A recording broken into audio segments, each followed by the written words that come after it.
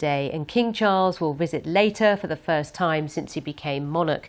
Preparations have been months in the making as garden designers vie for the show's top prizes, but this year the event will have more women competitors than men for the first time. Daniela Ralph reports. A feminine touch. There is more of it than ever before. 58% of exhibitors this year are women. A wider range of categories and celebrating different kinds of gardens has helped.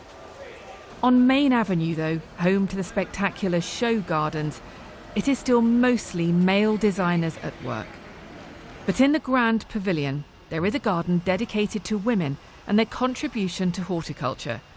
Where possible, female growers have been used, and it's an all-women design team. Has horticulture been seen as a man's world in the past?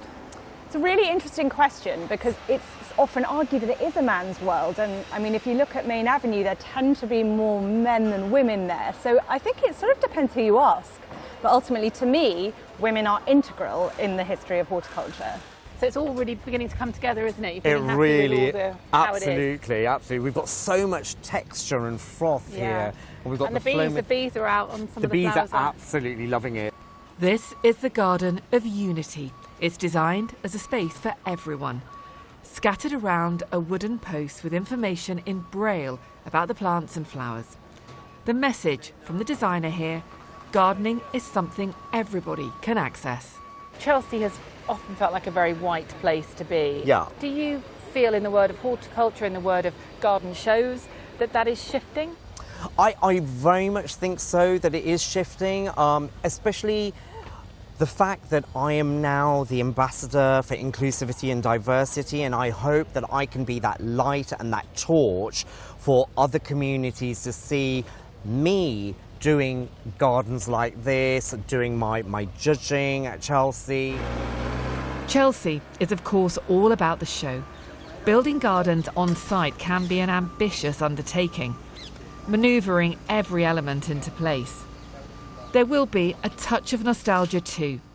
The Queen's visit to Chelsea last year in an adapted golf buggy was one of her last public appearances.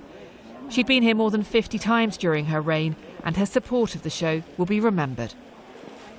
This is the Royal Tribute Garden. The teams who work with the royal family on their gardens have advised what to plant. Favourites at the late Queen and King Charles. We're sitting in the section at the back of the garden, and what I've tried to do is create an area here where it's calmer colours and it's a more peaceful setting, so that this is the section where we can remember the late Queen. And as we sit here, we look towards the front of the garden, and that's where the King's preferred planting is going to be, and looking forward and looking towards the future. The Chelsea Flower Show is evolving. Balcony and container gardens will again feature strongly this year. It is an event that wants to prove that gardening is good for all of us. Daniela Ralph, BBC News, Chelsea Flower Show.